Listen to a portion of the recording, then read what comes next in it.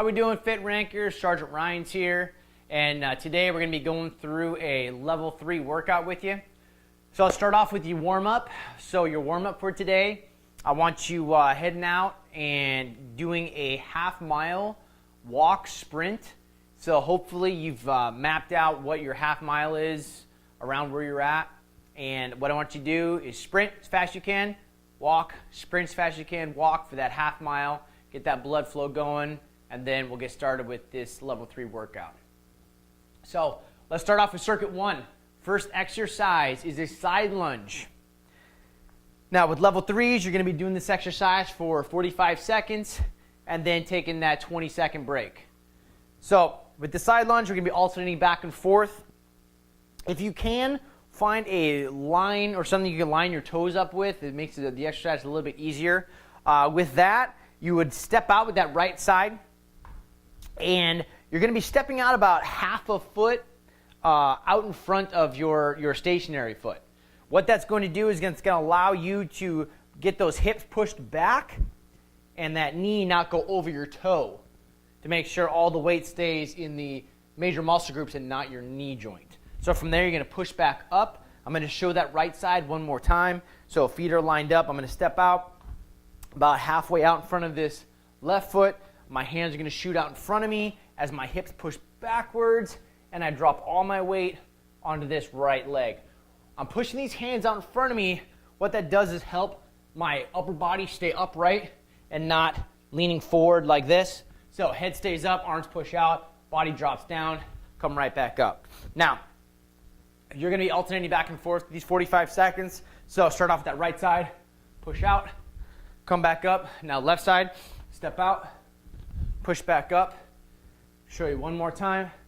Here, stepping out as far as you can, all that weight on that left side, and coming back up. So that's your side lunge. Again, make sure, watch that knee, make sure it doesn't go past your toe, and shift those hips back. Get all that weight in those hamstring, glutes, and quads. So 45 seconds, back and forth, 20-second break. Now we're going on to the 45-degree row. For the 45-degree row, you're going to need a suspension system, a TRX. Today I'll be using a war machine. You could be using just rope anchored on to something. Just whatever you can come up with will work fine.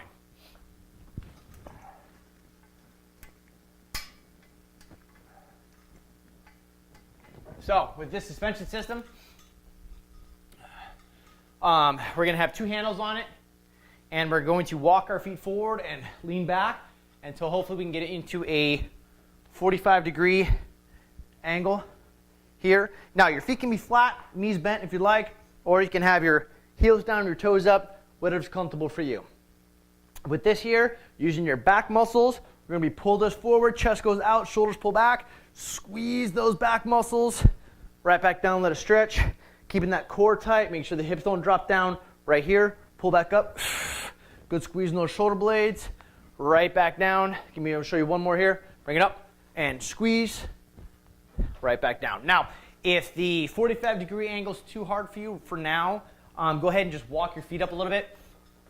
The closer your feet are walked into you, the easier the exercise is going to be. But make sure that this exercise is challenging. So get at an angle where this 45-degree row will be challenging for you. Let me put this back up so it's out of the way. And so 45 seconds on that, 20-second break, and then let's go on to the third exercise, which is push-ups. Now let me grab something here. So I'm just going to grab a small kettlebell. I'm going to use this as my point of reference for my push-up. So if I set this here, I know that I want to bring my chest down and touch that position every time. So with the push-ups, if you can do them on your toes, great, do it on your toes. If not, you can do them off your knees. Again, go whatever level you're at, and then hopefully work your way up to your toes. So you're here, make sure that the weight or your reference point is directly below your chest. Looking for your hands to be slightly further out than your shoulders, but lined up with your shoulders. My stomach is tight, my hips are not pushed up. I got a good neutral spine. From here I go down, tap my chest, and bring it right back up. Down, touch the chest, right back up. So you've got 45 seconds on that one. If you can't make it through 45 seconds of straight push-ups, it's okay. Take a break, do the best you can for those 45 seconds. Now let's move on to the bowing crunches. Now with these here, grab a mat, wherever you need to lay on is fine. Land straight on the floor, whatever's up to you. With this exercise here, we're going to bring our legs up to a tabletop position, 90-degree angle here. Pull your toes back towards you if you'd like, point them out, whatever, it's up to you. As long as the knees stay here and you don't pull the knees in any further. I want them straight up from the hips. What that's going to do is make sure that your lower stomach is engaged. If you pull this in, your lower stomach does not have to engage anymore. It's all upper abdominal. So right here, just like that. Hands are going to be out to your sides just like this. Your arms are going to go down. Body's going to rock up just like that. So it's as if your shoulder joint is fused and it doesn't work anymore. So from here, hands go down, body rolls up. Breathe out as you come up. Flex those stomach muscles. And again, making sure that low back stays pressed to the floor and that you don't have any arch in that back. So with the bowing crunch, that is your fourth exercise in circuit number 1. You've got your 45 seconds there, then take 30-second minute break, grab water. After that, you're doing circuit 1 one more time. 2 rounds of circuit 1, then we're going on to circuit 2. So with circuit 2, first exercise is a single leg deadlift. Now, we're not going to give you weight on this one yet. If you're a little bit more advanced and you want to do weight, you are more than welcome to, but I would actually try doing this exercise the way I'm going to show you here first. If you may think you have good form, but this is going to show you if you do or not. So with a single leg deadlift, you are going to, with the leg that is down, you're going to keep a small bend in that knee here. You're going to have your thumbs and you're going to point them up. They're going to stay pointed up the entire exercise. So I'm going to keep my right leg down, so my left leg is going to come up. I'm going to keep my left leg locked out, as well as my left glute real tight. Now, when my body goes forward, I'm going to lead with my leg. I'm not going to lead with my upper body.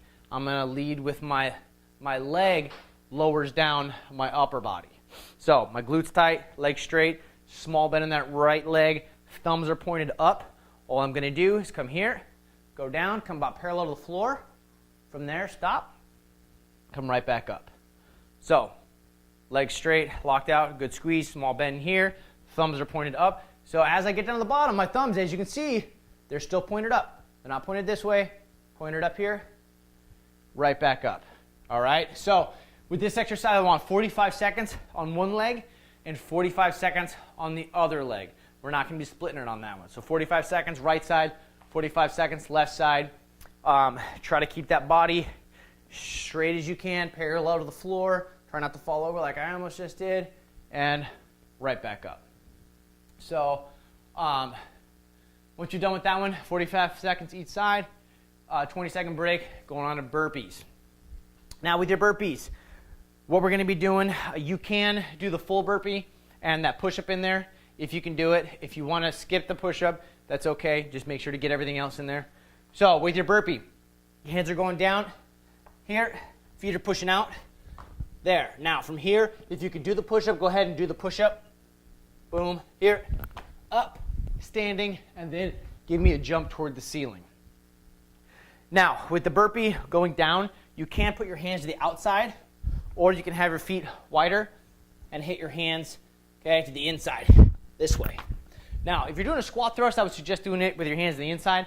But if you are doing a full burpee with a push-up, I would suggest going to the outside, because what that's going to do is get those hands in the proper push-up position. So you're going down, hands are flat, push out, stomach is tight, hips don't drop down low. Okay, nice tight position, tight, boom, here, down, hit that push-up, up, and give me that jump. All right, so there's your burpee for you. 45 seconds on, 20 seconds break. Then we're going on to the kettlebell bent over row. With this here, grabbing those kettlebells, or you can have them flat on the floor already, which is fine. Big thing in this, keep that small bend in those knees, hinge forward from the waist, keeping that back flat. Very important on this, I can't stress it enough, that you don't round your back. Flat back when going through this, okay, pulling up. If you start rounding, if you start feeling a pain in your low back, go ahead and stop, rest a second, then go back to the exercise and finish it off. So with this, grabbing these exercises, small bend in those knees, all right, hinging from the waist, grabbing the kettlebells, making sure the back is flat. From here, I'm gonna pull these up, shoulders pull back as far as I can, squeeze those shoulder blades together, right back down, let it stretch. Again, breathe out. Right back down, let it stretch, pull. Now, big thing on this, when you pull up, don't think about pulling the weight up as high as it can go and having the shoulders rotate forward. Bad news. So just think about how far you can pull your shoulders back. That's the important part in squeezing those back muscles. So that's your kettlebell bent over row. Last exercise in circuit 2 are your flutter kicks. Let's get those out of the way. Again, lay a mat out if you like, whatever you need, or just go straight on the floor. So with your flutter kicks, take your hands, put them right under the lower part of your glutes. What that does is causes your hips to rotate backwards and helps your spine, your lower lumbar, stay flat on the floor as you're going through this exercise. So with that there, I'm also going to keep my head up off the floor, chin tucked to my chest, using my abdominal muscles to hold my head up, so you're not going to get that burning sensation in your neck. If you do get a burning sensation in your neck, it's okay, it's not hurting you. All this doing is making the muscles in your neck a little bit stronger. So hands go underneath, legs go out. You can either point them, pull them back towards you. Personal preference is up to you. From there, all we're going to be doing is kicking the legs. You don't have to bring them down far, way down here. That can cause your back to arch. Keep it right up here. You're going to breathe out on one leg, so I'm going to breathe out every time my right leg comes up, just like this. And there's your flutter kicks. So you've got flutter kicks, 45 seconds. You can take a 30-minute break after that. Then you're doing circuit 2 one more time, and then you've completed this level 3 workout for today. We'll see you next time.